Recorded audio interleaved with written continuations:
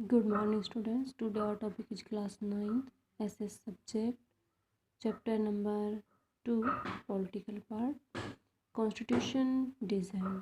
तो संविधान का निर्माण यहाँ पे मैंने आपको कल वीडियो में बताया था कि जो democratic constitution in south Africa के बारे में बताया था कि कैसे वहाँ पे लोगों में अपार्थाइड यानी कि रंग के आधार पर भेदभाव होता है और किस प्रकार से वहाँ भेदभाव होने के कारण वहाँ पे समाज में उन लोगों को ऊंच नीच का दर्जा दिया जाता है।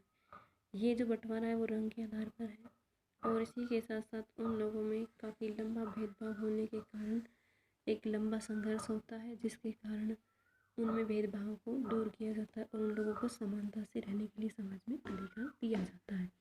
तो इससे पहले मैं बात करूँगी आपसे कि जो हमारा आगे अन्य देशों के लिए जो एक गाइडलाइन मिली थी वो हमें साउथ अफ्रीका के माध्यम से मिली थी। इसी में हमारा लास्ट मैंने हमको बताया था कि जैसा कि हमने जो भेदभाव देखा वो वर्ल्ड में ऐसा कहीं भी या किसी भी देश में ऐसा नहीं देखा था जैसा कि हमने साउथ अफ्रीका में देखा, और ऐसा एकता भी कहीं नहीं हुई कि इतना भेदभाव होने के बाद वहाँ एक बार में ही इतना एकता हो जाती है। तो आज हम करेंगे यहाँ पर हमारा नेक्स्ट टॉपिक था why do we need a constitution, हमें संविधान की ज़रूरत क्यों हुई।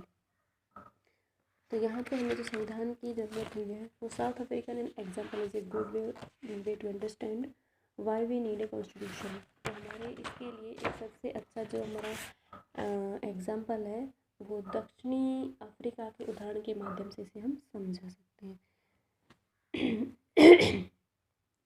The processor and the apparatus in this way the new democratic we are planning to live together as equal।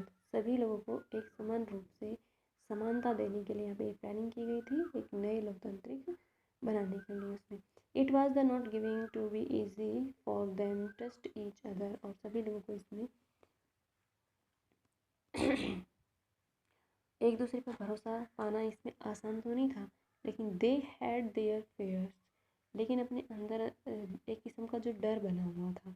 They wanted to safeguard in their interest, वे अपने हितों की रखवाली चाहते थे। The black majority was the key to ensure that the democratic principle of majority rule was not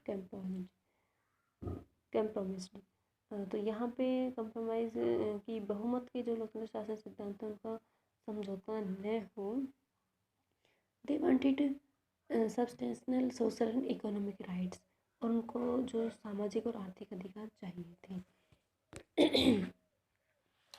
the white minority was keen to protect its living and property. तो यहाँ पे उन गोरे जो काले थे अल्पसंख्यक उन लोगों को यहाँ पे उनकी संपत्ति और अपने विशेष अधिकारों की चिंता थी।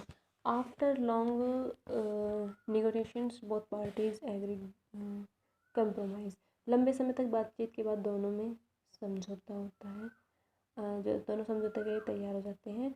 The white agree with the principle of majority rules and that one person one vote, और यहाँ पे जो गोरे लोग हैं बहुमत के शासन का सिद्धांत एक व्यक्ति और एक वोट को मान गए।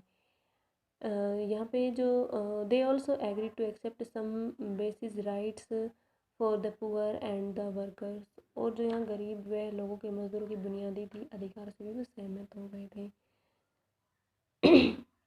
The black agreed with the majority rules would not to be absolved, they agreed that the majority would not like away for the property of the white minority. The compromise was not easy.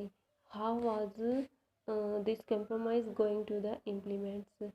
Even if they managed to trust each other, what was the guarantee that this trust will not be broken in future? तो यहाँ पे ऐसे लोगों की जो बात से वो सहमत हुए थे वे बहुत ही आधार के साथ सारे फैसले नहीं होंगे। इस बात से सहमत हुए कि बहुत से जरिए ऐसे जो लोग हैं अल्पसंख्यक गोरों की ज़मीन जायदाद पे कब्जा नहीं करेंगे। ये समझौता आसानी से नहीं हुआ, लेकिन इसको लागू करने के लिए कठिनाइयाँ थी। इसे लागू करने के लिए पहली ज़रूरत थी वे लोगों पर भरोसा करें। अगर एक दूसरे पर भरोसा कर लें तो क्या गारंटी कि भविष्य में इसे तोड़ा नहीं जा सकता है। The only way to build the maintain trust in such a situation to write down some rules of the game that everyone would decide by। These rules lay down how to rules their choice and features. These rules also determine that what the elected government are empowered to do, and they would cannot finally these rules decide the rights of the citizens. These rules will work only if the winner cannot change them very easily. This is what the South Africans did. They agreed some basis rules. They also agreed that their rules will be supreme, that no government will be able to ignore this set of the basis rule called constitution. तो ऐसे स्थिति में भरोसा बनाए बरकरार रखने का एक ही तरीका था, जो ये बातें तय हुई उनको लिखित में ले लिया जाए, जिससे सभी लोगों को उन्हें मानने के लिए बाध्य कर सकें। भविष्य में शासकों का चुनाव कैसे होगा, इसके बारे में ये नियम भी तय होकर उसमें लिखित रूप में लिखा जाएगा। चुनी हुई सरकार है वो क्या करती है और क्या नहीं कर सकती, ये भी लिखित रूप में तय होगा।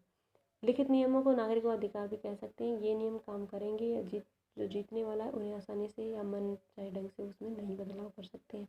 दक्षिण अफ्रीका की जो लोग हैं वो इन्हें चीज़ों का इंतजाम किया और बुनियादी नियमों को सहमत नियम के ऊपर होंगे, कोई भी सरकार की अपेक्षा नहीं करेगा, और इन्हीं बुनियादी नियमों में लिखित रूप को संविधान कहते हैं।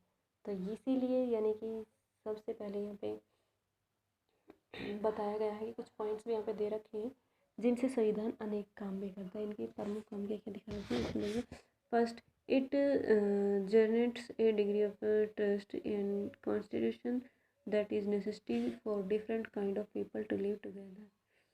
तो पहला तो इनका ये था कि विभिन्न तरह के लोगों के बीच जरूरी भरोसा और सहयोग विकसित करना चाहिए, हमें ऐसी पावर उनमें होनी चाहिए जो डिसीजन कर। Second, it specify how to the government will be constituted, who will have power to be take with decision, कि सरकार का गठन कैसे होगा, ये किसके फैसले का अधिकार होना चाहिए।